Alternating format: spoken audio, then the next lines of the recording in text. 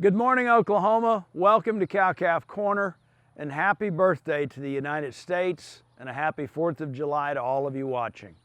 Our topic this week is bovine congestive heart failure and what we see in feedlot cattle. Bovine congestive heart failure, sometimes you might hear about it referred to as late-day morbidity or late-stage morbidity, has become a very significant source of loss in the feedlot sector, and sometimes called late-day morbidity because it's these cattle that are getting farther along, more days on feed and getting the heavier weights, and they're literally dropping dead of heart attacks. And so this has become a real priority for our business.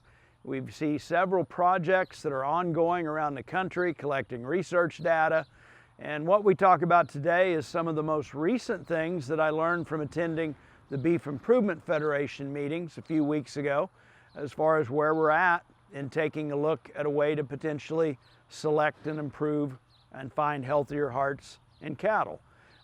Bovine congestive heart failure, if we think about symptoms, this can look really similar to high altitude or brisket disease.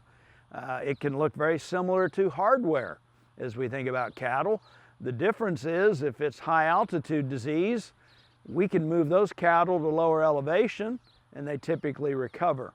When we think about bovine congestive heart failure, it's non-treatable, it's fatal, it is basically right ventricular heart failure in the later stages of finishing that we see in fed cattle.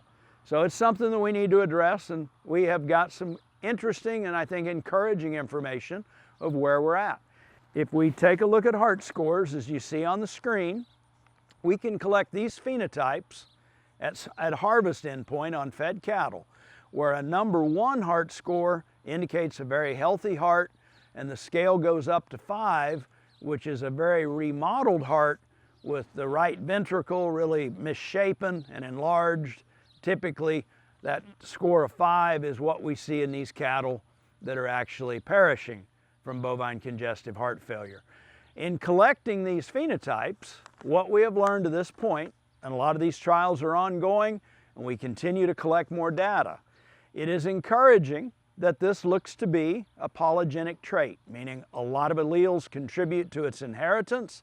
As such, we are able to estimate variance components.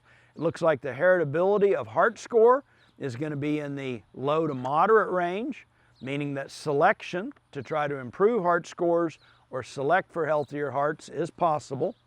And as we think about that, we can accordingly generate expected progeny differences for heart scores, and long-term, potentially even short-term, we're going to have selection tools to make genetic improvement, improve the additive genetic merit of cattle for healthier hearts. If we think about where this occurs, there are a lot of potential causes of heart failure in cattle. A lot of them are non-genetic. This can occur in any operation at any age of cattle, about anywhere in the country. But if we think about where we primarily see it in the feedlot sector, is we come up with these selection tools, we're going to have a means, since this problem exists in all breeds and there is variation in it in heart scores in all breeds of cattle, we potentially have the means to select to improve it and tackle it from a genetic standpoint. Hope this helps and you find it interesting. As always, thanks for joining us on Cow-Calf Corner.